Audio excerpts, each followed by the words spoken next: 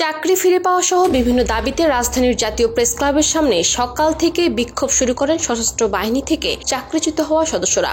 18 মে সকাল থেকে শুরু হওয়া এই বিক্ষোভ চলে সন্ধ্যা পর্যন্ত। দুপুরের পর আন্দোলনকারীদের সঙ্গে কথা বলতে প্রেস ক্লাবে আসেন সেনাবাহিনীর ঊর্ধ্বতন কর্মকর্তারা। তারা আন্দোলনরত ব্যক্তিদের সঙ্গে প্রেস ক্লাবের ভেতরে বৈঠকে বসেন। প্রায় 2 ঘন্টার বৈঠক শেষে ঊর্ধ্বতন কর্মকর্তারা আন্দোলনকারীদের দাবিগুলো নিয়ে আলোচনার আশ্বাস দেন। আন্দোলনকারীদের সঙ্গে কথা বলে বের হওয়ার সময় হঠাৎ তাদের গাড়ির সামনে শুয়ে পড়েন আন্দোলনকারীদের কিছু সদস্য। এই পরিস্থিতির পর প্রেস ক্লাব থেকে বের হতে পারছিলেন না সেনা কর্মকর্তারা।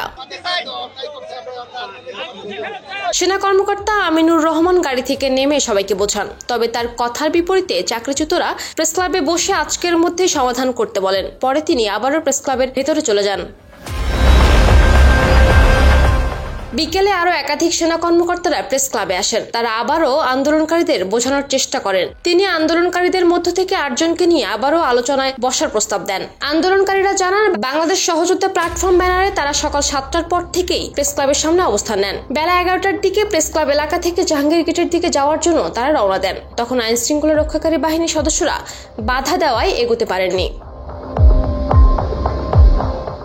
দিনভর চলা এই বিক্ষোভ কর্মসূচির শেষ হয় সন্ধ্যায়। সন্ধ্যা 7টার পরে আলোচনায় বসা সেনা কর্মকর্তারা প্রেস ক্লাব থেকে বেরিয়ে যান। তারা বের হয়ে যাওয়ার সময় আবারও গেটে কয়েকজন বাধা দেওয়ার চেষ্টা করে। তবে এক এক করে সকল সেনা সদস্যই প্রেস ক্লাব ত্যাগ করেন।